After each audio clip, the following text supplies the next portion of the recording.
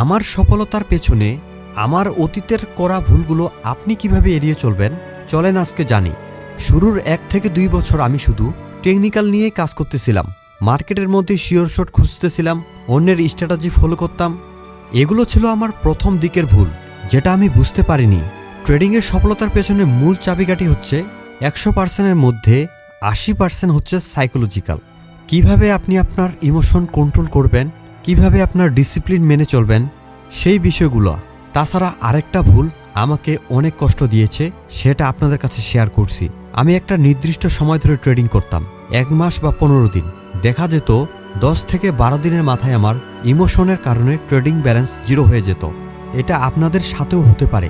তাই আপনাদের বলতেছি, দীর্ঘ সময়ের জন্য ট্রেডিং প্ল্যানিং করবেন না। শুধুমাত্র 5 থেকে 6 দিনের মতো ট্রেডিং প্ল্যানিং করবেন। সেখান থেকে আপনার ব্যালেন্স বা প্রফিটকে তুলে নেবেন।